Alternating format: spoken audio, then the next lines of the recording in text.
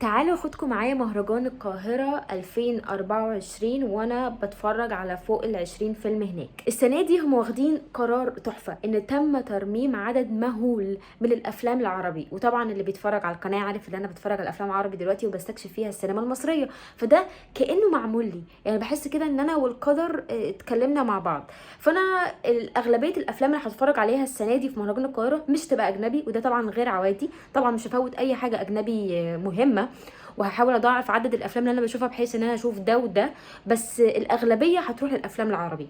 الحاجات اللي انا عايزه اتفرج عليها الحرام والشحات والسمان والخريف، الفتوه، قشر البندق، اسد الصحراء،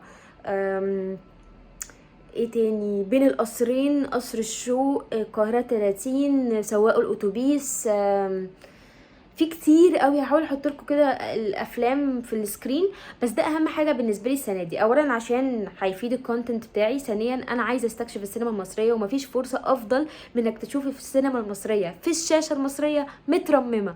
ايه الجمال ده؟ لو يا جماعه انا رايحه دلوقتي مهرجان القاهره اول يوم واكسايتد جدا.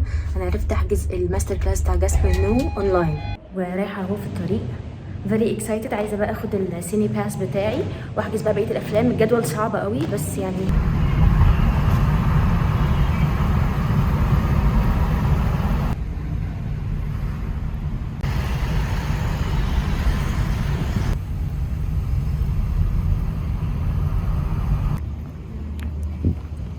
هلو. انا وصلت مهرجان القاهره، الدنيا زحمه قوي مع ان الساعه 12 الصبح. المفروض استلم البادج بتاعي من الهناجر، وده اللي انا بعمله دلوقتي. استنى اوريكم.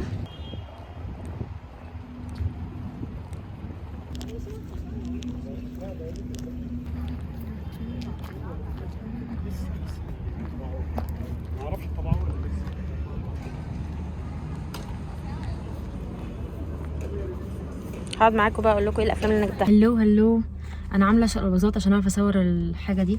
جماعه انا وقفت في طابور ساعه و16 دقيقه. خلاص مش قادره. المهم اول حاجه عملتها، خدت البادج بتاعي اللي انا وريته لكم بتاع مهرجان القاهره، وحجزت معظم الحاجات. في يوم السبت ده كل حاجه حلوه بتتعرض فيه، فانا ما حجزتوش اصلا. قلت انا هقعد كده امخمخ مع نفسي كده اشوف الجدول تاني، لان انا كل ما اقول خلاص هو ده اللي انا هعمله لا الاقي اوبشن افضل. ف anyway هقول لكم بعض الحاجات اللي انا حجزتها. اول حاجه حجزتها، بس استنوا اثبت المايك هنا. اول حاجه هوريها لكم، واول حاجه اللي حجزتها ودي حجزتها من البيت، الماستر كلاس بتاع جاسبر نو. ده اكتر حاجه انا كنت اكسايتد اني اعملها. حجزت فين التايتلز.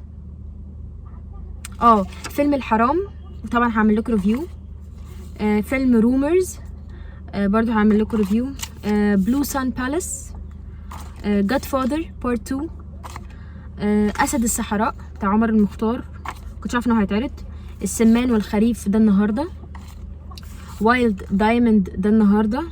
سبتمبر ساز ده الفيلم بتاع مرات يورجوس لانثيموس اللي هي بطلة فيلم ألبس، كنت عايزه اشوفه.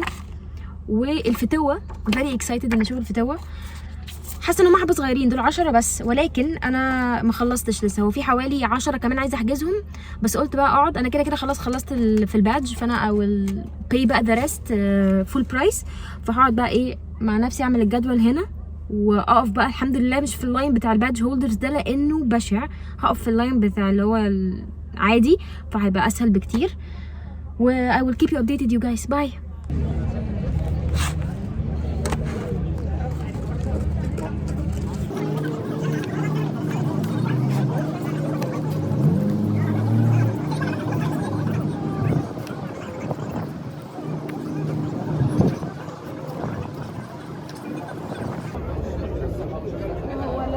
هلو، انا حجزت حوالي 9 افلام تانيين. فاكرين قلت لكم انا هروح الحته اللي هي الفاضيه دي اللي هي مش هقف فيها وبتاع. لا، طلع ان هي برضو زحمه. هو مش زحمه على قد ما في حد كان عامل غلطه في الاونلاين تيكتنج، وهما كانوا شباكين، واحد بايظ والتاني بس اللي شغال، وهي كانت واقفه عليه. فوقفت برضو ساعه وربع تانيين او اكتر، كان ممكن ساعه تلت، بس الحمد لله خلصت كله. فيلم ناقص له 5 دقايق، هحط الحاجات واجري بسرعه على الفيلم.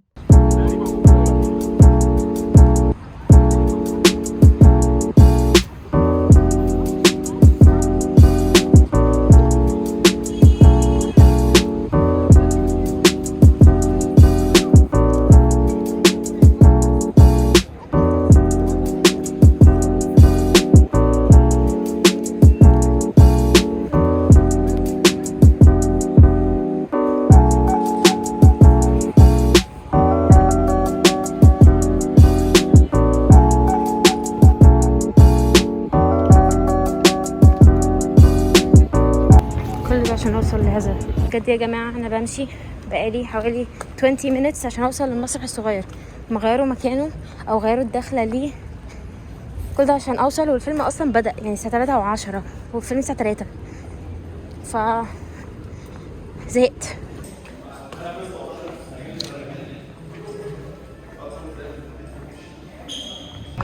هلو، لسه مخلصه اول فيلم وايلد دايموند، ما عجبنيش بس انا جعانه قوي، فانا هاكل الاول بعد كده ايه اقول لكم على اول فيلم.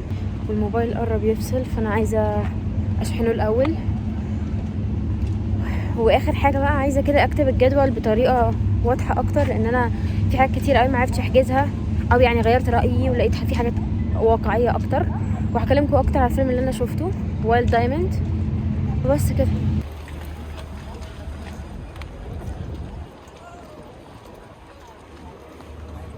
هلو انا جايه لكم من وسط الاكل، بس انا كنت جعانه جدا بعد الفيلم. حاولت اروح اجيب النشره والجدول، معرفش السنه دي مخليني الموضوع صعب قوي. وكان في كتالوج شكله حلو قوي قوي، كنت عايزه اخده بس هي مرضتش، قالت لي هتاخديه بعد يومين. بس اهو الجدول اخيرا بعد 50 سنه. ومن اخر مره كلمتكم انا حجزت 10 افلام تانيين، بس هاكل واروح اجيب التيكتس عشان هي في الشنطه واظبط.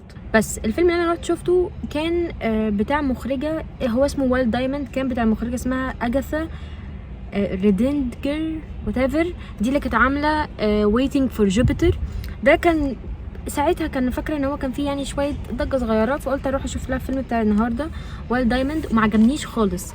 المخرجه دي حسيتني انها تحاول تعمل فيلم بيقلد افلام شون بيكر، سواء ريد روكيت او فلوريدا بروجكت او تانجرين، اللي هو بيحاول يورينا طبقه معينه قوي. كنت فاكره ان يعني الفيلم شكله امريكاني قوي، بس هو مش امريكاني، هو فرنش، بس هو كانه كده فيلم من كاليفورنيا قوي، بيوريك طبقه معينه في كاليفورنيا مش ناس كتير قوي بتعرف تعملها. فحسيت ان الفيلم ما فيهوش حاجه مميزه، الكتابه كانت ضعيفه جدا. المين كاركتر كنت حاسه ان اي نوع من رد الفعل اللي هي بتاخده رد فعل اوفر قوي وغريب، ونفس الكلام في بقيه الكاركترز اللي حواليها. فكنت حاسه ان لا، انا ما عجبنيش خالص الكتابه ولا تصاعد الاحداث. الساوند تراك كان مستفز. تجربه المشاهده عامه ما كانتش حلوه. كنت حاسه ان المخرجه بتحاول انها دايما تستدرك منك مشاعر انك انت تحس بالشفقه بطريقه، يعني مش بطريقه حلوه، بطريقه هي بتشحتها منك، وانا ما بحبش ده خالص. وفيلم ما رشحوش، هديله 5 من 10. المهم بقى الحاجه بقى المتحمسه لها بقيه الافلام، عشان انا حجزت مليون تيكت. اوكي، سو جدولي يوم الخميس اللي هو النهارده وايلد دايموند والسمان والخريف. بكره اسد الصحراء وسبتمبر ساز، دي بتاعت مرات يورجوس لانثموس، والفتوه. يوم السبت قشر البندق ودوكيومنتري عن ابو زعبل، اسمها ابو زعبل. يوم الحد عندي ماستر كلاس مع جاسبر نو. انتوا مش متخيلين يا جماعه، يا لهوي. انا اول حاجه حجزتها اونلاين قبل ما انزل اصلا النهارده عشان اتاكد ان هي محجوزه. طبعا انا مش مصدقه نفسي، واحد من اكتر المخرجين العباقره ويعني هو اللي عامل الفرنش نيو ويف. بس ماشي يعني. ايه تاني؟ هخش فيلم امير المصري ان كاميرا الساعه 9. ويوم الاثنين هخش فيلم واحد بس لان عندي مشوار الصبح الساعة 6، هيبقى فيلم I'm Still Here. برضو الفيلم ده بيقولوا عليه حلو قوي. في يوم الثلاث هحضر فيلم الشحات ومجموعة من الأفلام القصيرة. ويوم الأربع هحضر Godfather 2 وشيء من الخوف وميد ذا بارباريانز. يوم الخميس اللي هو يعتبر اخر يوم هحضر 3 افلام، بلو سان بالاس، الحرام، ورومرز. رومرز ده بتاعت نفس المخرج بتاع سافيج. لا، فين سافيجز؟ ايه ده؟ ثواني، انا في فيلم نسيت. لا، مش هقف في الطابور ده تاني. فين سافيجز؟ هو انا ازاي نسيت سافيجز؟ انا مش مصدقه نفسي.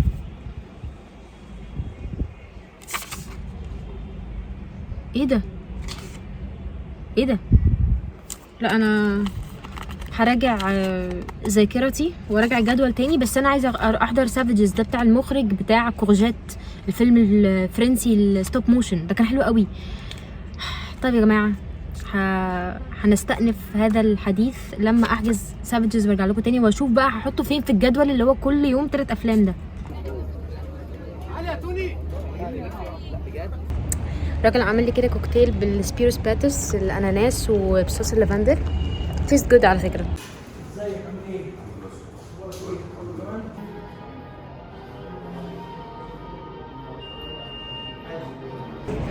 هاي يا جماعه، انا لسه خارجه من فيلم السمان والخريف، كان روعه. عامله عنه فيديو معين ومخصص لي هو. انا خلصت يا جماعه اهو، ماشيه very excited اني اروح واجي تاني بكره. it's gonna be amazing ان شاء الله. واستنى اوريكم بقى وانا طالعه.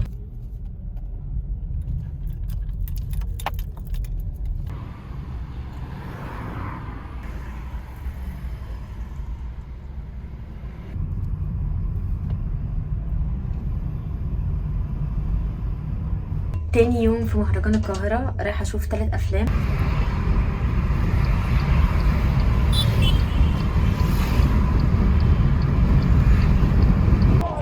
هلو الساعة 12 إلا 5 دقايق. المفروض دلوقتي عندي أسد الصحراء بتاع عمر مختار. ده هيبقى موجود في الجراند هول، وانا مكنتش اعرف المعلومة دي. افتكرته في الهناجر عادي، طلع في الجراند هول. فانا يعتبر كده متأخرة، بس انا كنت بحاول احجز بين القصرين بكرة الساعة 12، وفي تضارب بين 2 تيكتس، الاتنين معمولين الساعة 12 somewhere في الاسبوع الجاي. فحاولت ان انا ابدل ان اخد حاجة الساعة 3، لان انا سألت الراجل وقلت له هو الساعة 3، قال لي ما خلوها الساعة 3. فانا سألت قالوا لي لا مفيش الكلام ده. فهشوف الحوار ده بقى لما اخلص الفيلم عشان الحق وهابديتي. وانا very excited ان اشوف الفيلم ده قوي. الافلام اللي باقيه النهارده سبتمبر ساز بتاعت المخرجه اللي هي مرات يورجوس لانثيموس اللي كانت طالعه في ألبس، واخر فيلم الفتوه برضو very excited للفيلم ده.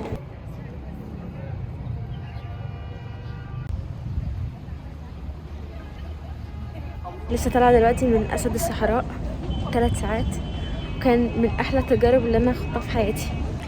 الحمد لله حليت مشكله التيكت اللي هي كان في تضارب في المواعيد، حليتها.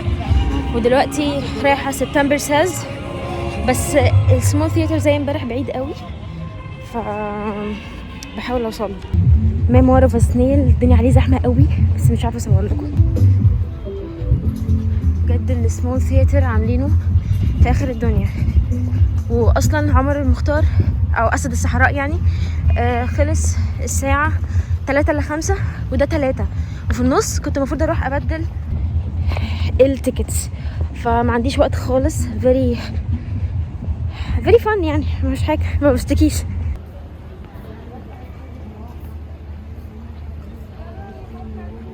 لسه مخلصه فيلم سبتمبر ساز، ومش عارفه انا حاسه بايه اتجاهه.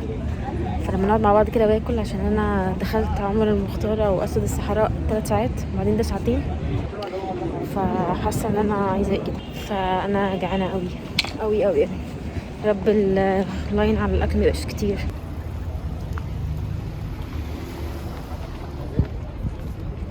باكل اهو، بحاول كل يوم اجرب مطعم جديد. امبارح كان بطاطس انزلابيا وكان فاين يعني حلو، والنهارده ارابياتا بس حراق قوي، معرفش ليه يعني قوي.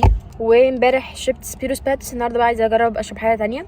المهم انا ورايا فيلم الفتوه بعد 40 دقيقه. الحمد لله انا كنت عايزه وقت اوف شويه، قلت كده اقعد استجم، بعدين الدنيا زحمه قوي وبتاع، فقلت اقعد هنا شويه. تعالوا نتكلم شويه على الفيلم اللي انا شفته اللي هو سبتمبر ساز. هو فيلم انا محتاجه بس وقت افكر شويه، لان انا مش عارفه شعوري اتجاهه. ف بيسكلي سريعا يعني، الفيلم بيفولو وبنتين. الام والبنتين كلهم بتحس من اول الفيلم ان فيهم حاجه غلط، بس انت مش عارف هي ايه. البنتين بالذات هم مش توأم، ولكن هم عندهم طباع التوأم اللي هو السايكيك ابيليتيز دي. فبتبدأ ان انت تحس ان في حاجه غلط، لان هم تعاملاتهم مع بعض غريبه جدا. وبعدين بيدوا انطباع ان هم اصغر بكتير من السن اللي هم عليه، يعني هم شكلهم مثلا 16 17 سنه، بس بيتعاملوا ان هم عندهم 7 سنين، فكنت حاسه ان في حاجه غلط. الفيلم حوالي ساعه ونص وشويه. اول ساعه وربع كنت حاسه ان لا، انا مش عاجبني الفيلم. انا يعني عاجبني الفيجوالز، ساوند تراك ماشي، بس محتاج سينما، غير كده هيبقى عادي جدا. ولكن اخر ربع ساعه في الفيلم بيحصل فيها حاجات كتيره قوي، منها تغيير في التون، ومنها يعني في بعض من القصة اللي هي سر من الأسرار اللي ما بيتقالش، يعني بيبقى بيتقال، فده بيغير انطباعك عن الفيلم كله. عشان كده عايزة وقت ان انا افكر فيه. ده غير ان انا شفته بعد فيلم 3 ساعات، فانا محتاجة وقت اصلا يعني اكولكت ماي سيلف كبني ادم اولا. وهشوف النهاردة افلام 9 لو تمام احضر الفيلم الرابع. حجزت النهاردة فيلم سافيجز اللي هو الفيلم التاني للمخرج بتاع كورجات الفرنسي، وحجزت بين القصرين. عايزه احجز سواق الاتوبيس، بس هو في يوم احتمال يطلع لي فيه مشوار، فهستنى احجزه يوميها. وعندي كده تعليق، ليه الافلام العربي مش عليها زحمه خالص؟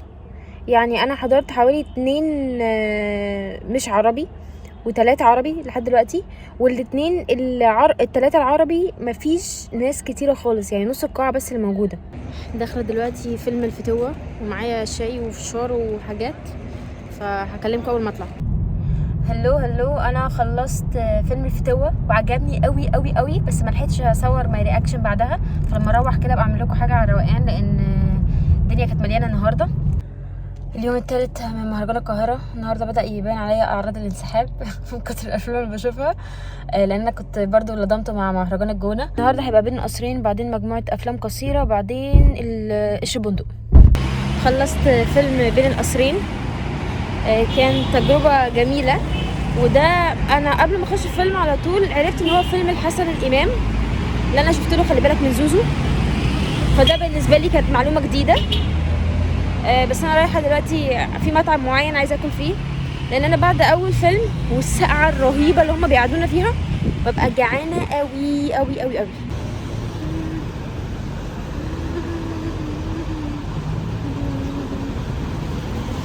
رحت اكلت في المطعم اللي انا بقول لكم عليه اللي انا عايزاه ده، الحمد لله الاكل كان حلو. ودلوقتي رايحه الشورت موفي بروجرام اللي هيبقى في الهناجر، بعد كده هيبقى في ساعه، بعد كده هيبقى في قشر البندق لخيري بشاره. متحمسه جدا. بكره هو اليوم الوحيد عشان انا عندي مشوار، لا بكره وبعده عندي مشوارين، فهحضر بس الماستر كلاس بتاع جاسبر نوي، سو اكسايتد. واليوم اللي بعده هحضر الفيلم البرازيلي اللي هو I'm Still Here. ناس كتير قوي بتقول ان هو حزين قوي وصعب.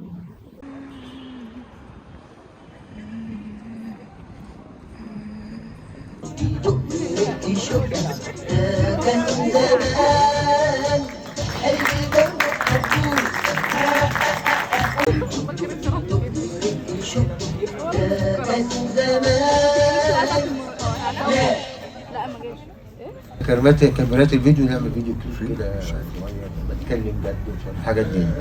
انا بيجي الله يرحمه الاستاذ محمود ياسين قال لي حبيبي عايزينك في فيلم معانا، قلت له يعني انا مش سينمائي، قال لي لا احنا عايزينك معانا. فلما قال لي الذكريات الفيلم ده احنا مش عايزين نقول لك خير تعبنا ازاي، بيتعامل معانا اكننا ممثلين قدام.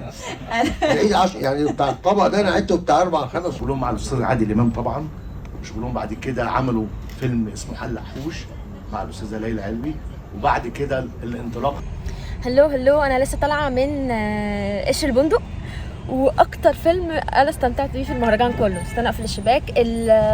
كان في كمان ندوه مع حميد الشاعري ورانيا واخو علاء ولي الدين، تحفه. رابع يوم من مهرجان القاهره. النهارده انا عندي حاجه واحده بس، ان عندي مشوار، بس احسن حاجه في المهرجان كله والحاجه الوحيده اللي انا حجزتها قبل ما اروح المهرجان، وده الماستر كلاس بتاع المخرج الفرنسي جاسبر نو، واحد من اكتر المخرجين اللي انا بحبهم في حياتي. راجل يعني هو اللي بالنسبه لي اخترع الفرنش نيو ويف. هحط لكم بقى فيديوهات كتيره اول ما اروح واصوره. احنا يعتبر كده ايه يعني اولموست نص المهرجان.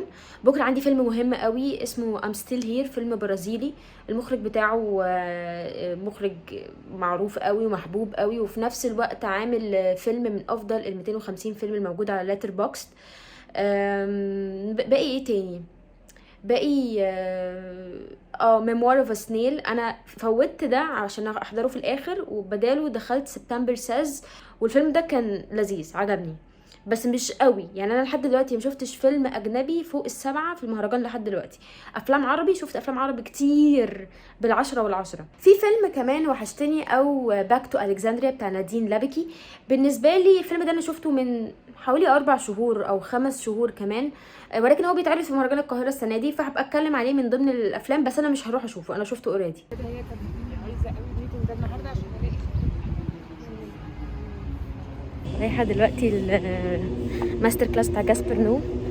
مش قادره استحمل. I'm so excited.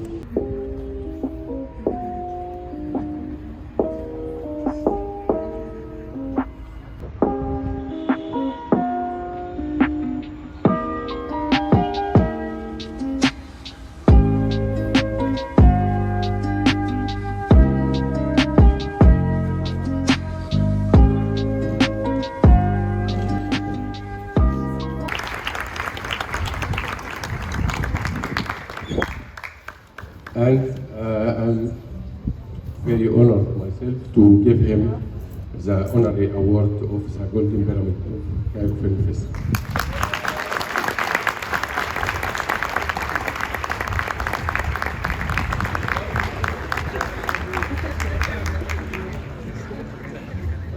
Gaspar, so how is Cairo? First time here? It's great. I had heard many things about Cairo from every friend who was coming here or people who lived here, and I was told it was messy.